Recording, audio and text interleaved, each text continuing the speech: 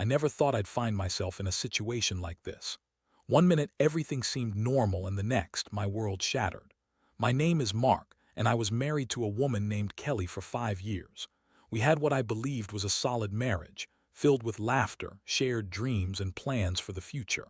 However, there were signs, little changes in Kelly that I'd brushed off as stress or work pressure. Now, looking back, I realized those signs were the breadcrumbs leading me to the truth about her affair. It all started on a typical Tuesday evening. Kelly had been working late more often than usual. She'd always been ambitious, but lately, her late nights seemed more frequent and less justified. I noticed she started wearing more makeup for work and was particularly guarded about her phone. One night, I caught her getting a text from a number that wasn't saved. When I asked her who it was, she waved it off, saying it was just a colleague asking about a project. I wanted to trust her, I really did, but something felt off. The turning point came one fateful weekend. I was out running errands when I decided to surprise her with dinner at our favorite restaurant. I couldn't shake the feeling that something was wrong, so I figured I'd catch her off guard. When I walked into the restaurant, I scanned the room, and that's when I saw her. Kelly was having dinner with a hotel bellboy named Jake. They were laughing, and she leaned in close to whisper something in his ear. At that moment, my heart dropped, and a wave of nausea hit me. It felt like I'd been punched in the gut. I crept back out of the restaurant, my mind racing. How could she do this to me? I had always been loyal, and here she was, flaunting her infidelity right in front of my eyes. I felt a mix of anger and betrayal, but I knew I needed proof. So I decided to gather more evidence before confronting her. Over the next few weeks, I kept tabs on her, using every opportunity to glimpse into her life when she thought I wasn't watching. I discovered more than I ever wanted to know. I found hotel receipts, casual flirty texts that made my stomach churn, and even a photo of her with Jake on social media. Her caption read, "Best night ever." The pain of betrayal burned deep. Each new discovery chipped away at my heart, leaving me feeling hollow and enraged. Finally, the day arrived when I couldn't take it anymore. I confronted her in our living room. The space that once felt warm and loving now felt like a battlefield. I showed her the receipts and the messages, my voice trembling with a mix of anger and hurt. Kelly's reaction was shockingly calm, almost dismissive. "Mark, you're overreacting. It was just a fling, it didn't mean anything." Her words cut deeper than the betrayal itself. She didn't even have the decency to feel guilty. Instead, she stood there with this bitchy smirk, claiming it was all just a phase. My emotional journey was a whirlwind. I went from disbelief to rage, and then, to my horror, sadness washed over me. I fought back tears, feeling like I was losing not just my wife but the life we had built together. It was as if I was standing outside myself, watching the whole thing unfold in slow motion. The love I thought we had was fading, and I was left with a hollow shell of a marriage that resembled nothing of what I once cherished. As I stood there, grappling with the revelation, I knew I had to make a decision. Part of me wanted to save the marriage, to fight for us, but the other part burned with the desire for revenge. I couldn't just let this slide. I knew I had to take action, and that's when the plan began to form in my mind. I had to show Kelly the consequences of her actions, to ensure she understood that her choices had repercussions. This was just the beginning of a journey that would lead me down a path I never anticipated, a path of revenge that would change everything. After that gut-wrenching confrontation, I was left alone in a house that felt more like a cage. Kelly had stormed off to stay with her parents, leaving me to stew in my thoughts. I could barely sleep, my mind racing with images of her and Jake together, their laughter echoing in my ears like a mocking refrain. I was angry, hurt, and searching for clarity. But clarity came with a dark twist. I started to plot my revenge. First step was to find out more about Jake, the bellboy who had wormed his way into my wife's affections. From what I had seen, he was just a kid, maybe in his early 20s, working at the upscale hotel where we'd had so many romantic weekends. I decided to pay the hotel a visit, under the guise of needing a quiet getaway to clear my mind. In reality, I aimed to learn everything I could about this kid who had so brazenly disrespected our marriage. When I arrived at the hotel, I was struck by the air of luxury that enveloped the lobby. The chandeliers sparkled overhead, and the sound of a soft piano filled the air. I forced myself to focus and asked the front desk if there was anyone who could assist me with inquiries about my upcoming stay. The receptionist, a friendly woman with a warm smile, pointed me towards the concierge. I had to play it cool. I chatted with the concierge, who was eager to help. I mentioned I was considering hosting a small event there and needed to look at the various spaces available. As we spoke, I casually brought up that I had heard great things about the Bell staff, particularly a young man named Jake. The concierge lit up, singling him out as one of the hotel's best.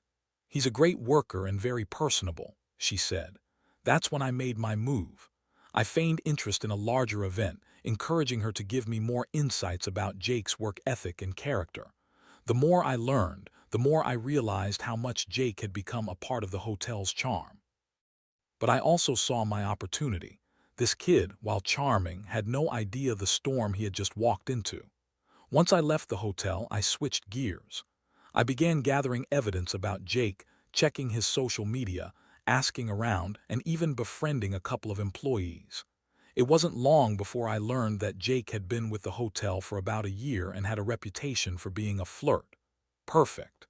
I could use this to my advantage. The next phase of my plan was to strategize how I'd get him fired.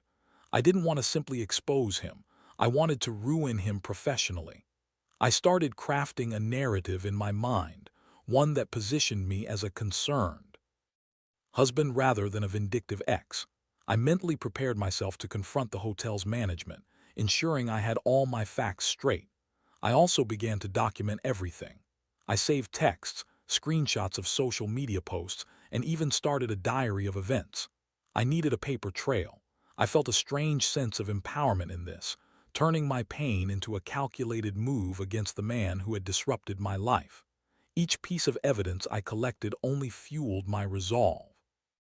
The following weekend, I went back to the hotel. This time, I dressed sharply, presenting myself as a man of means, perhaps someone who had the influence to sway decisions at the hotel. As I approached the front desk, I maintained an air of confidence. When I asked to speak with the manager, I made sure to feign concern and disappointment over a recent experience at the hotel. Once the manager arrived, I launched into my story. I told him that I had witnessed unprofessional behavior from one of their staff members, specifically Jake. I claimed I'd seen him flirting with guests and that he seemed to favor certain women over others, making the environment uncomfortable. I exaggerated my concerns, citing a few instances I had witnessed during my previous stays that painted Jake as a liability. The manager listened intently, nodding as I spoke. He assured me that they took guest feedback seriously and that he would look into the matter. I left the hotel feeling a rush of satisfaction mixed with a twinge of guilt. Was I really the villain in this story? Or was I simply ensuring justice for myself? As I drove home, I felt the weight of my decisions settle in. I knew I was crossing a line, but I convinced myself that this was necessary. Kelly had betrayed me, and I had every right to defend myself, even if it meant going after her lover. I had made my choice, and I was prepared to see it through. But deep down, I couldn't shake the feeling that revenge would never truly heal the wounds she had inflicted on me. Regardless, I was determined to execute my plan and see where it led. In the days that followed my initial confrontation with Kelly and my visit to the hotel, I found myself entrenched in a whirlwind of emotions. There was a strange duality to my life now. On one hand, I was a husband wronged, plotting revenge against the man who had stolen my wife's affection. On the other, I was just a man grappling with a broken heart, desperately trying to hold onto a semblance of normalcy. As I waited for the hotel management to act on my complaints, I noticed Kelly's behavior shifted yet again. She started texting me more frequently, trying to mend the rift that had formed between us after our confrontation. I didn't want to engage, but part of me was still tethered to our past. She would send messages like, "I miss you and can we talk?" I often found myself staring at the screen, fingers hovering over the keyboard, unsure of what to say. But I resisted the urge to engage with her. I knew I had to stick to my plan. Eventually, I received a call from the hotel's manager. He wanted to meet with me to discuss the concerns I had raised about Jake. My heart raced at the thought. This was my chance to cement my case. I agreed to meet him the following day and prepared myself to present the evidence I had gathered. I wanted to ensure that Jake would never set foot in that hotel again. When I arrived at the hotel for the meeting, I reminded myself to play it cool. I approached the front desk, feeling the familiar air of luxury wash over me, but this time it felt different. I was no longer a guest. I was an accuser. The manager greeted me warmly and led me into his office, where he offered me a seat. I could see the concern etched on his face as he listened to my recounting of events. I laid it all out, my supposed encounters with Jake, how he had made guests feel uncomfortable and how it went against the hotel's reputation. I didn't hold back, every word dripped with righteous indignation. I even pulled out my phone and showed him the offending texts and social media posts that I had discovered. The manager took notes and nodded along, but I could see the gears turning in his head. "I appreciate your feedback, Mark," he said. "I'll definitely take this seriously. We pride ourselves on our guest experience, and I want to ensure we maintain that standard." Feeling emboldened, I pressed further. "I just think it's important to protect the integrity of the staff and the well-being of the guests. Someone like Jake could really tarnish the image you've worked so hard to build." The manager nodded again, but I sensed hesitation. "I'll investigate the matter and take the appropriate actions," he assured me. "Thank you for bringing this to my attention." As I left the hotel, I felt a mix of triumph and unease. Was I really doing the right thing? Would Jake lose his job? I shook the thoughts away. I told myself that this was about justice for my broken heart, a necessary step towards reclaiming my dignity. After a few days, I received a follow-up call from the hotel. The manager informed me that they had conducted an internal review, and based on the information I provided, Jake's position had been terminated. I could hardly believe it. Part of me felt vindicated, like I had succeeded in my quest for revenge, but another part felt a gnawing sense of guilt. I had taken away this kid's livelihood. He was just a young man trying to make a living. But then I remembered Kelly. Laughing with him, whispering secrets in his ear, and I hardened my heart. After the call, I decided it was time to confront Kelly one last time. I needed to let her know what had happened, to see her reaction. Part of me felt like this was the final nail in our marriage's coffin. I texted her, asking to meet, and to my surprise, she agreed. We decided to meet at a local coffee shop, a place filled with memories of lazy Sunday mornings and shared dreams. As I walked in, I felt the weight of the world on my shoulders. Kelly was already there, fiddling with her phone, and when she saw me, her expression shifted from annoyance to a forced smile. "Hey," she said, but I could tell she was nervous. I took a deep breath, steeling myself for the confrontation. "Hey, Kelly, we need to talk," I said flatly, sliding into the seat across from her. "What about?" I leaned in closer, my heart racing. "About Jake. He's been fired." Her eyes widened in disbelief. "What, fired? Why?" I could see the shock turn into anger, and I pressed on. "Because of what you did, Kelly. You were caught cheating, and I made sure that the hotel management knew about your little affair. They didn't want someone like him representing their establishment." She scoffed, the bitchy attitude resurfacing. "You had him fired? Seriously, Mark, that's low even for you."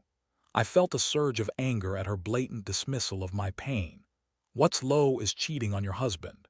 You made your choices, and now you have to deal with the consequences." We went back and forth, her trying to justify her actions, and me standing firm in my resolve. I could see the mask of indifference slip from her face, revealing anger and frustration. Eventually, the conversation deteriorated into a heated argument, with both of us hurling insults like weapons. But deep down, I felt a sense of closure. I had taken action, and while it didn't change what happened, it did bring me a step closer to reclaiming my dignity. As I walked out of the coffee shop, I felt the weight of the world lift slightly off my shoulders.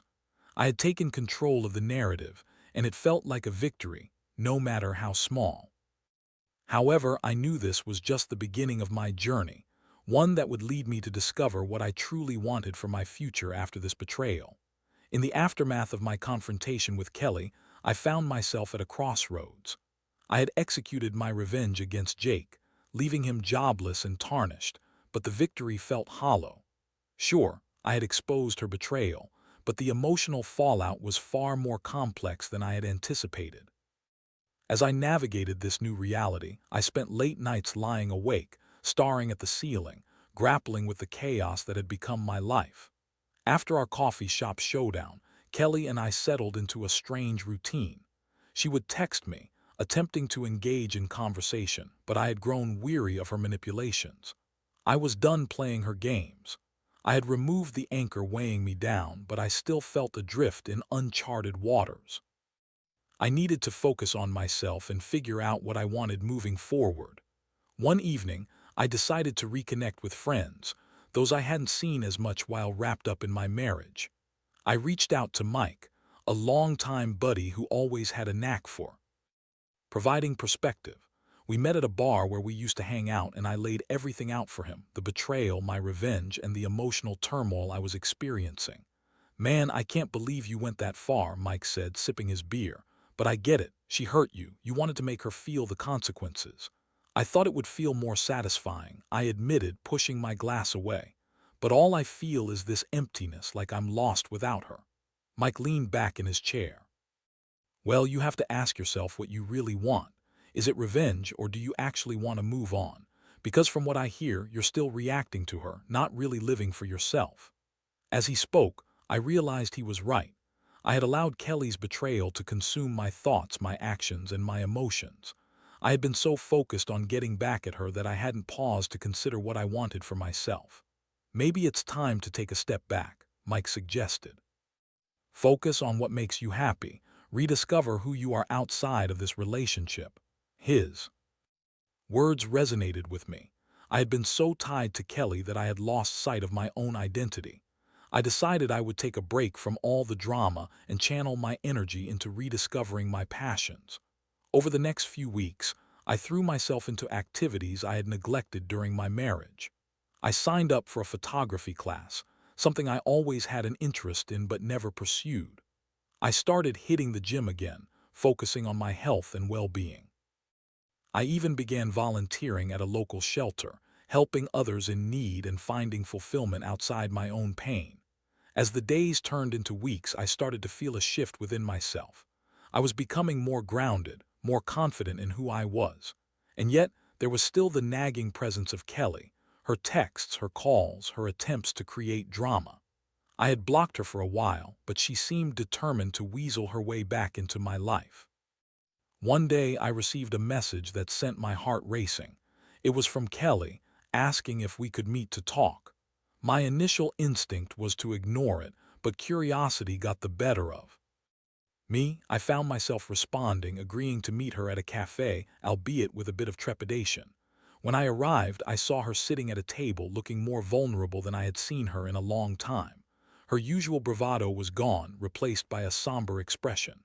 I took a seat across from her, and for a moment we sat in silence, the tension thick between us. "Mark," she finally said, her voice shaky. "I know I messed up. I've really been doing a lot of thinking since." "Well, since everything. Have you?" I replied, keeping my tone neutral, because it didn't seem like you were doing much thinking when you were with Jake.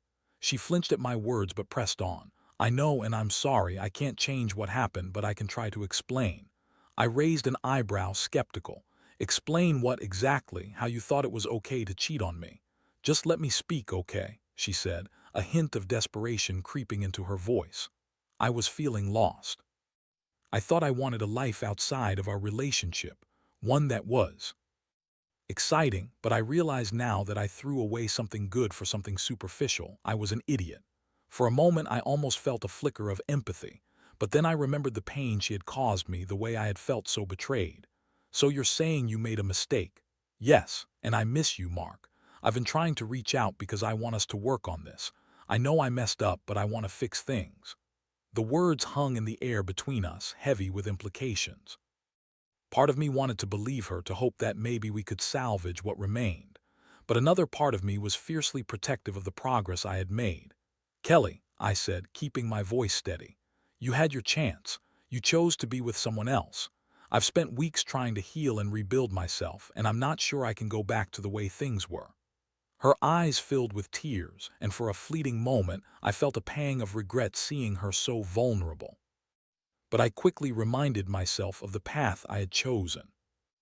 I owed it to myself to stand firm. I'm not saying it's impossible, but it's going to take a lot more than just words, I continued. You have to prove to me that you really want this. Trust is earned, and you broke that trust. She nodded, her expression shifting from despair to determination. I understand.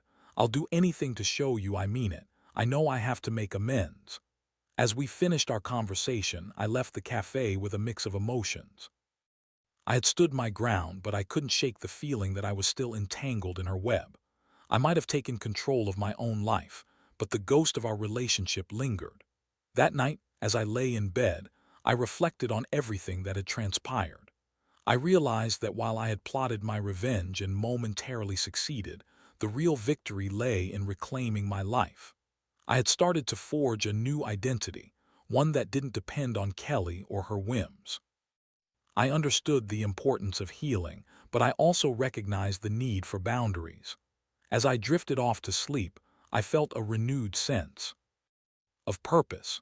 I was ready to face whatever came next, whether it meant opening my heart again or fully moving on. In the weeks that followed my confrontation with Kelly, I found myself in a complex dance of emotions. I had initially thought that confronting her would bring closure, but instead, it opened a floodgate of uncertainty. While I had been adamant about protecting my newly reclaimed independence, the remnants of our relationship still tugged at my heartstrings. Every time my phone buzzed with a text from her, I felt an internal battle between hope and caution. Kelly's attempts to reconnect became increasingly persistent. She would send me messages about wanting to meet, sharing snippets of her life that she wanted me to know, and even reaching out to mutual friends to see if they would encourage me to give her another chance. I remained firm in my decision to take my time and not rush into anything. I needed to prioritize myself first. One evening, I received a message from one of our mutual friends, Sarah, asking if I could come over for a casual gathering. She said Kelly would be there, but I hesitated. I was still processing everything, and the idea of seeing her again filled me with anxiety. However, I also realized that avoiding her forever wasn't a viable option. I had to face this head-on. When I arrived at Sarah's house, I could sense the tension in the air. I caught sight of Kelly standing with a group of friends, her laughter ringing through the room, but it felt forced. As I made my way over to the circle, I noticed that her smile faltered when she saw me. We exchanged polite greetings, but the atmosphere felt charged. As the night wore on, I tried to engage in conversations with other friends, but Kelly's presence loomed large. I could feel her gaze on me, and every time I glanced in her direction, our eyes locked for a brief moment. It was as if an unspoken tension crackled between us, pulling me in while also pushing me away. Midway through the evening, Sarah suggested we all play a game.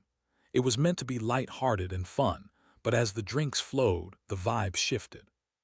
Conversations became more personal, and I felt myself retreating inward.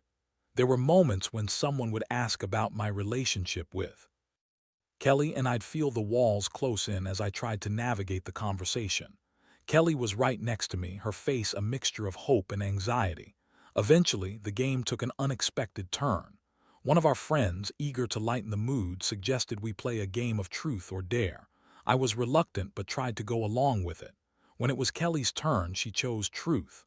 "Okay, Kelly," Sarah asked, "what's the biggest mistake you've made in your life?"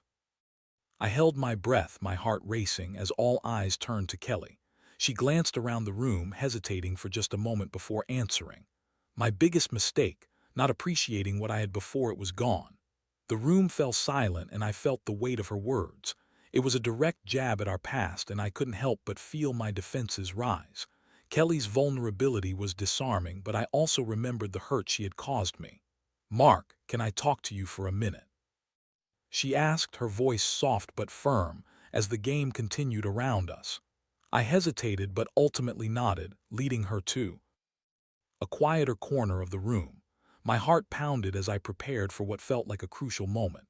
"I know I messed up," she began, her sincerity catching me off guard. I've been doing a lot of soul searching, and I just want you to know that I regret my choices. I realize how much I took you for granted. I studied her face, searching for any hint of deception.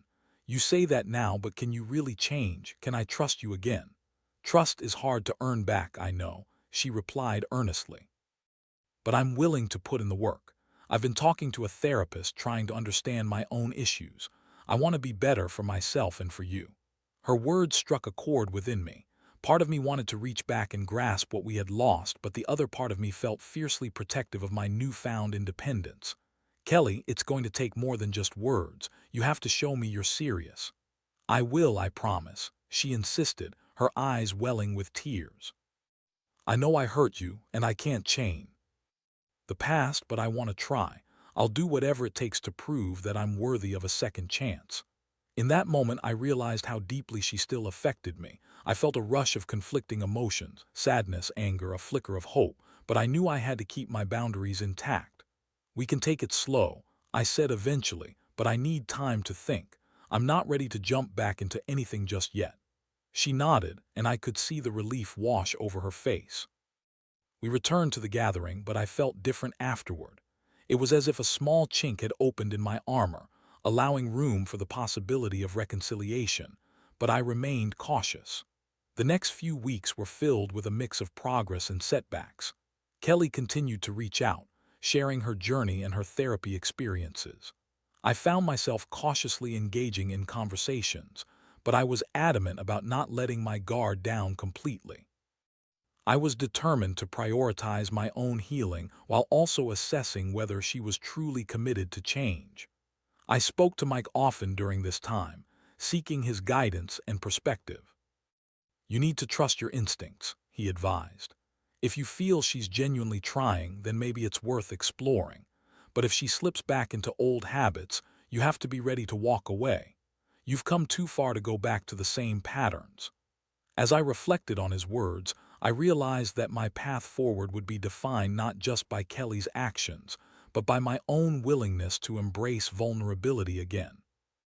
I had to confront the truth that while revenge had given me a sense of power, healing required a different kind of strength, one rooted in self-awareness and the ability to forgive, both her and myself. Gradually, I started to open up to Kelly again, but I remained clear about my boundaries. We agreed to meet regularly, not as a couple trying to rebuild a relationship, but as individuals trying to understand how we had both changed and what it might mean for our futures. It was a cautious dance of emotions, filled with awkward moments and unexpected laughter, but it also held the promise of growth. In the midst of it all, I felt a growing sense of clarity. I didn't want to rush into anything, but I also didn't want to shut the door completely. It was a delicate balance, one that required patience and understanding. I began to realize that moving forward didn't have to mean forgetting the past. Instead, it could mean learning from it and forging a new path that honored both our experiences. As we embarked on this tentative journey, I felt a mixture of hope and trepidation. The road ahead was uncertain, but for the first time in a long while, I felt engaged in the process of deciding what kind of future I wanted, whether that future included Kelly or not. I was ready to explore the possibilities, armed with the lessons I had learned from heartbreak. I just had to keep reminding myself that healing was a journey, not a destination. As the weeks unfolded, my cautious approach toward Kelly slowly began to yield unexpected results. We met regularly, discussing not just our past but also our aspirations and dreams for the future. It was refreshing to talk about things that had nothing to do with our relationship. Kelly shared her experiences in therapy, and I opened up about my own journey of rediscovery. The more we talked, the more I saw glimpses of the woman I had fallen in love with, and it stirred conflicting emotions within me. One Friday evening, we decided to take a walk in the park, a simple, unassuming outing. The sun was setting, painting the sky in hues of orange and pink, creating a serene backdrop for our conversation. As we ambled along, I couldn't help but notice how much lighter the atmosphere felt. It was as if the burden of our past was momentarily lifted, allowing us to breathe and appreciate the present. "Mark," Kelly said, stopping to lean against a tree, I know I hurt you deeply and I can't express how sorry I am, but I also want you to know that I'm committed to becoming a better person for both of us." I looked into her eyes, searching for sincerity. "I appreciate that, Kelly, but it's not just about you changing. It's about me too. I need to know that I can trust you again." "Trust takes time to rebuild." "I understand," she said, her voice steady. "I'm willing to do whatever it takes. I want to earn that trust back." As we resumed walking, I felt a mix of hope and skepticism. I wanted to believe her, but the scars of betrayal still lingered in my heart. I was learning to navigate this new territory, a landscape filled with uncertainty, yet also potential. A few days later, I received a message from Kelly asking if I would join her for dinner at that same restaurant where I had first seen her with Jake. The memories flooded back, but I recognized it as a chance to reclaim a space that had been tainted. I agreed, and as I prepared for the dinner, I felt a blend of excitement and anxiety. When I arrived at the restaurant, I was surprised to see that Kelly had chosen a table in the corner, away from prying eyes. She looked stunning, and as we settled in, the conversation flowed naturally. We laughed and reminisced about our early days together, the shared jokes and silly moments that had once defined our relationship. "Do you remember that time we got lost on our way to that concert?" she asked, her eyes sparkling with nostalgia. "How could I forget?" I chuckled. "You insisted we take a shortcut, and we ended up miles away in a completely different part of town." Her laughter filled the air, and for a moment, it felt like we were simply two friends enjoying each other's company. As the night wore on, we discussed our dreams for the future, her aspirations for her career and my desire to travel and explore new places. I found myself sharing more about my own hopes, feeling a sense of liberation in being vulnerable. As dessert arrived, the atmosphere shifted slightly. We both grew serious, the weight of our history pressing down on us once again. "Mark, I want you to know that I'm not expecting us to jump back into a relationship right away," Kelly said earnestly. "I'm just grateful that we're able to talk and reconnect. I don't want to rush this process."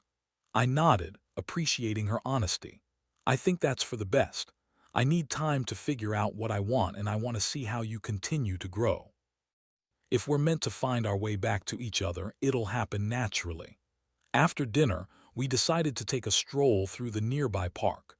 The moonlight cast a soft glow and the night felt alive with possibilities. As we walked side by side, I felt a mix of hope and caution. "Can I ask you something?" Kelly said, breaking the silence. "Of course. Do you think we can rebuild what we had? Can we find a way to move forward together?"